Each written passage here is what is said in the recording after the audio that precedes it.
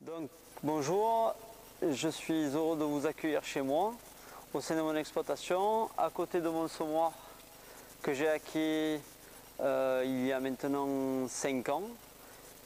Donc je suis agriculteur à Villemus, dans le département du 04. Je me sers de ce semoir exclusivement en semi-direct. Ça fait maintenant 5 ans, 6 ans, ma 6e année. J'ai des terres plutôt argilo-limoneuses, donc ça va de vraiment limoneuse à vraiment jusqu'à 75-80% d'argile. J'ai connu ce semoir, donc entre parenthèses, j'exploite ce semoir sur à peu près 300 hectares par an, entre les couverts, les cultures. Donc culture blé dur, orge, tournesol, sorgho et des couverts, un mélange d'avoine et de vesse. J'ai connu ce semoir par intermédiaire de Christophe de Carville que j'ai rencontré au sein du Salon de l'Agriculture il y a maintenant 6 ans. J'ai fait sa connaissance, il m'a présenté ce semoir. Auparavant j'avais vu aussi d'autres semoirs qui pourraient éventuellement me convenir.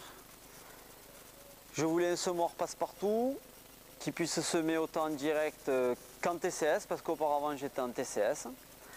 Et pour faire la transition, il m'a semblé opportun avec les roues Farmflex qu'on pouvait guider la profondeur autant dans du semi-direct et autant dans du travaillé. Donc j'ai commencé un petit peu comme ça au début. Et ça m'a plu lors de la journée de démonstration que j'ai eue avec Christophe de Carville. Et donc c'est qui m'a permis de voir l'évolution de la culture en semi-direct. Et donc au printemps, je me suis décidé, puisque ce que j'avais semé en direct, c'était joli. Et donc j'ai acheté le semoir pour pouvoir m'en servir plus en direct. Voilà. Tout ce qui est pour le blé dur, c'est toujours des précédents de culture d'hiver, c'est-à-dire soit du tournesol, soit du sorgho, soit du colza. Et sur les couverts, derrière du blé, voilà, je sème veste commune avec soit de l'orge ou de l'avoine. Voilà. J'ai l'impression que le sol il accepte plus les périodes de sécheresse et les périodes aussi, parce qu'on a des périodes de sécheresse comme cette année où il n'a pas plu depuis le mois de mai. Mais depuis les années, ça faisait 4-5 ans qu'on avait des épisodes pluvieux jusqu'à 150 mm en 3 jours. Et donc je trouve que le sol il accepte mieux les excès de pluie et à contrario les périodes de sécheresse que je connais cette année. Voilà. C'est un gain de temps que de nos jours le temps est très compté.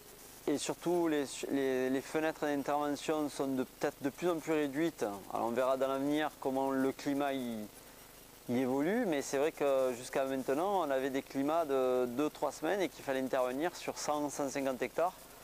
Donc j'ai un semoir de 3 mètres et c'est vrai que dans ces périodes-là, il ne faut pas compter le temps, il faut que la machine tourne et qu'elle soit fiable. Pour le moment, du bois, je ne suis pas embêté, très peu. L'avantage, c'est qu'il est facile d'utilisation. Et surtout, le plus important, c'est qu'il passe dans toutes les conditions. En conditions sèches ou en bonnes conditions, à peu près tous les semoirs directs, alors je ne les connais pas tous, mais tous les semoirs directs fonctionnent. Mais en conditions très humides, et j'ai parlé tout à l'heure que des fois je semais des cultures et des fois sur la fin on avait des périodes d'un peu de pluie, que c'était un peu humide. J'ai pas eu de très mauvais résultats quand je semais en humide. Et c'est ce qui me rassure parce que des fois il nous en manque un peu et les hectares qui nous manquent, on les fait que ça passe plus ou moins, quoi. Et donc sur ça, il n'y a pas de. En période humide, ouais, sur le service après-vente, comme je ne suis pas embêté, donc je pas besoin de service. Mais bon, les services que j'ai souvent besoin, c'est auprès de Christophe qui des fois je l'appelle pour des conseils un peu plus ou moins techniques sur la machine, suivant quand je sème dans les conditions, plus pour me rassurer, pour m'aider à évoluer et à prendre de l'expérience, quoi, et à éviter de rater une semis. Voilà. Bon, vous nous renseignez bien. Christophe va peut-être plus au-delà parce qu'il a vraiment un bagage agronomique et technique qui fait que on peut acquérir une machine comme ça et démarrer un semi-direct comme je l'ai fait, et en l'espace de 1 an, 2 ans, on peut avancer. Voilà. Moi, vous avez fait un petit livre là, le guide du TCS, là, il y a quelques années, un petit livre bleu. Voilà, ça va dans le sens. Et je pense que pour faire du semi-direct, certes, on a besoin des machines, mais on a besoin aussi de connaissances. Et au début, les connaissances, moi, je les avais pas, quoi.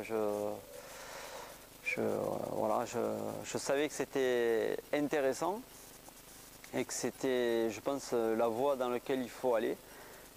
Voilà. Après, voilà, il faut découvrir, essayer, et voilà, et acquérir et valider, et après continuer les cultures et évoluer dans des bonnes rotations, quoi.